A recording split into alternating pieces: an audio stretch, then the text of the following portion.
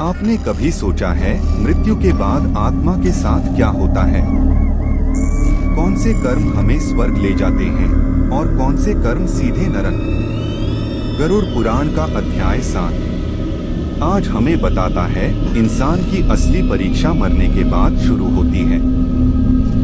अगर आपने यह वीडियो अंत तक नहीं देखा तो हो सकता है आप वही गलती कर रहे हो जो आपको भारी पड़ जाए।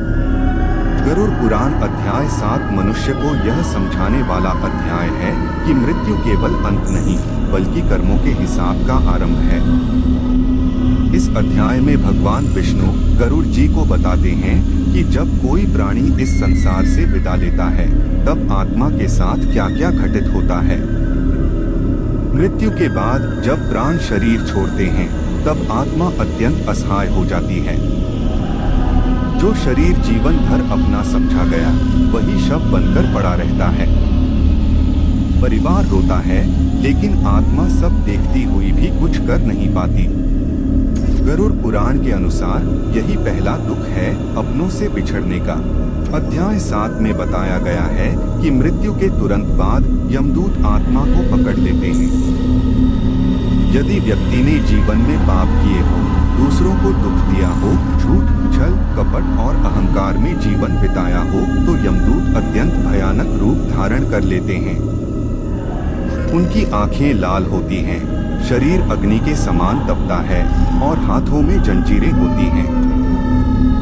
आत्मा उनसे बचने की बहुत कोशिश करती है लेकिन कर्मों की रस्सी से कोई नहीं छूट सकता। यमदूत आत्मा को यमलोक की ओर ले जाते हैं। इस यात्रा में आत्मा को वैतरणी नदी का सामना करना पड़ता है। यह नदी रक्त, मल, मूत्र और कीचड़ से भरी होती है। जो व्यक्ति जीवन में दान पुण्य करता है, धर्म का पालन करता है, उसके लिए यह नदी छोटी और सरल हो जाती है। लेकिन पापी के लिए यह नदी असहनीय पीड़ा का कारण बनती है। गरुड़ पुराण यह भी बताता है कि मृतक की आत्मा को इस यात्रा में अपने परिवार द्वारा किए गए श्राद्ध और पिंडदान से सहायता मिलती है। यदि संतान श्राद्ध न करे तो आत्मा भूखी प्यासी भटकती रहती है। इसलिए शास्त्रों में पितृकर्म को अत्यंत आवश्यक बताया गया है। अध्याय 7 में यह भी वर्णन है कि यमलोक में पहुंचकर आत्मा का लेखा जोखा होता है। चित्रगुप्त उसके पूरे जीवन का हिसाब प्रस्तुत करते हैं। एक एक कर्म, एक एक शब्द, एक एक विचार तक गिना जाता है। वहाँ कोई झूठ नहीं चलता, कोई सिफारिश नहीं होती। जो व्यक्ति जीवन में दूसरों को ठगता है, माता पिता का अपमान करता है, स्त्रियों का अपमान करता है, भूखे को भोजन नहीं देता, उसके लिए यमलोक में कठोर दंड निर्धारित हैं। वहीं जो व्यक्ति सच्चाई, दया, सेवा और भक्ति के मार्ग पर चलता है उसके लिए यमलोक भय का नहीं बल्कि न्याय का स्थान बन जाता है।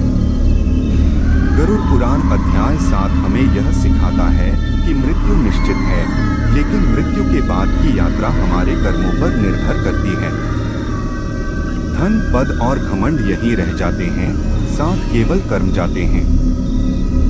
इस अध्याय का सार यही है कि मनुष्य को हर दिन यह सोचकर जीना चाहिए कि एक दिन यमदूत सामने होंगे और उस दिन कोई बहाना काम नहीं आएगा। इसलिए अभी से धर्म, सत्य और करुणा का मार्ग अपनाना ही सच्ची बुद्धिमानी है। लेख 2 गरुड़ पुराण अध्याय 7 भावनात्मक और चेतावनी शैली। क्या आपने कभी सोचा है कि मृत्यु के बाद क्या होता है? गरुड़ पुराण अध्याय 7 इसी प्रश्न का सबसे भयावह और सच्चा उत्तर देता है। इस अध्याय में बताया गया है कि जब किसी मनुष्य की मृत्यु होती है तो आत्मा कुछ समय तक अपने ही शरीर के आसपास भटकती रहती है। वह देखती है कि उसके अपने लोग रो रहे हैं लेकिन कुछ ही समय में वही लोग उसके शरीर को अग्नि के हवाले कर देते हैं।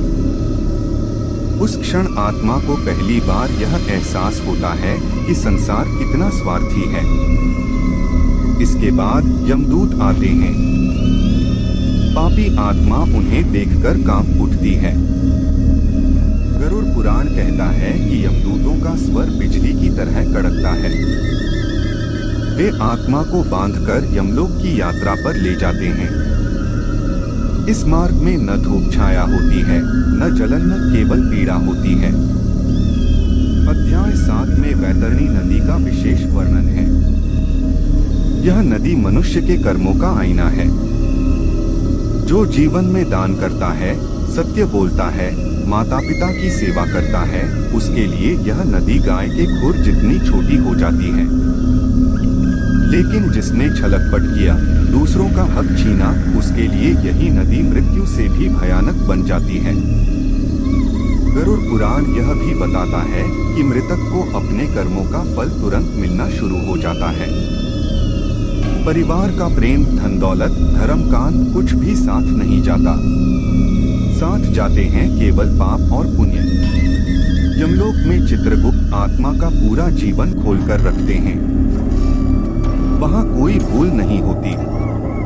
जो गुप्त पाप मनुष्य ने छिपाकर किए, वे भी वहाँ उजागर हो जाते हैं। यही कारण है कि गरुड़ पुराण मनुष्य को बार बार चेतावनी देता है, धर्म का मार्ग मत छोड़ो। अध्याय 7 का संदेश बहुत स्पष्ट है। जो इस संसार में दूसरों को रुलाता है, वह यमलोक में रोता है। जो दूसरों को न्याय देता है, उसे न्याय मिलता है। यह अध्याय डराने के लिए नहीं, बल्कि सुधारने के लिए है, ताकि मनुष्य समय रहते समझ जाए कि जीवन केवल भोग के लिए नहीं, बल्कि धर्म और कर्म सुधारने के लिए मिला है। जो व्यक्ति हर दिन भगवान का स्मरण करता है, किसी का अहित नहीं करता, वही मृत्यु के बाद निर्भय होता है। गरुड़ पुराण अध्याय 7 हमें यही अंतिम सत्य समझाता है। अगर यह ज्ञान आपको छू गया हो, तो इसे दूसरों तक जरूर पहुंचाओ। वीडियो पसंद आया हो तो लाइक करें।